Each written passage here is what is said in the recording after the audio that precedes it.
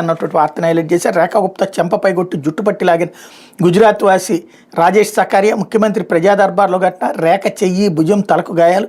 సకారియాపై అత్యత్నం case నమోదు. దాడిని గడించిన రాజకీయ పక్షాలు వీధి కుక్కలపై సుప్రీం తీర్పు మీద నిరసన తెలిపేందుకే ఢిల్లీ వెళ్ళాడు సకారియా తల్లి అన్నటువంటి స్టేట్మెంట్ని ఇక్కడ హైలైట్ చేశారు. అప్పుడు వెళ్ళి కోర్టుల దగ్గర కదా చేయాల్సిన ఓవర్ యాక్షన్.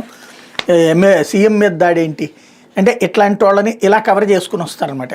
ఉధృతంగా కృష్ణా గోదావరి అన్నటువంటిది వరదలకు సంబంధించినటువంటి వార్తల్ని హైలైట్ చేశారు. లేకపోతే స్టేషన్ సీసీటీవీ ఫుటేజీని భద్రపరచండి. వెల్దుర్తి ఠాణా ఎస్హెచ్ఓకి హైకోర్టు ఆదేశం. పల్నాడు జిల్లా వెల్దుర్తి పోలీసులు తన కస్టోడియల్ టార్చర్ గురి చేసినట్టు వైసీపీ నేత పొనుగోటి నాగిరెడ్డి దాఖలు చేసిన పిటిషన్పై హైకోర్టు విచారణ జరిపింది. కోరినప్పుడు సంబంధిత అథారిటీ ముందు ఉంచేందుకు వీలుగా ఈ నెల 12 నుంచి 14 వరకు స్టేషన్ సీసీటీవీ ఫుటేజ్ భద్రపరచాలని ఎస్హెచ్ఓను ఆదేశించింది. కస్టోడియన్ టార్చర్పై విచారణ జరగాలని పిటిషనర్ సమర్పించిన వెంటపై చట్ట ప్రకారం తగు చర్యలు తీసుకోవాలి డీజీపీని ఆదేశించింది. కౌంటర్ దాఖలు చేయాలని పోలీసులను ఆదేశించి విచారణ 2 వారాలకు వాయిదా వేసింది.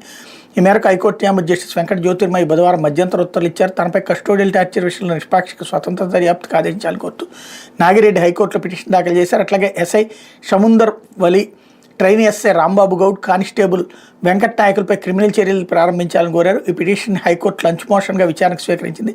పిటిషన్ తరపు న్యాయవాది రామలక్ష్మణ్ రెడ్డి వాదనలు వినిపిస్తూ వైసీపీ మాజీ ఎమ్మెల్యే పిన్నెల్లి రామకృష్ణారెడ్డి ఫోటోను వాట్సాప్ డీపీగా పెట్టుకున్నాడన్న కారణంతో పిటిషన్ను పోలీసులు అక్రమంగా నిర్బంధించి కొట్టారన్నారు. దీంతో అతని కాలు విరిగిందన్నారు.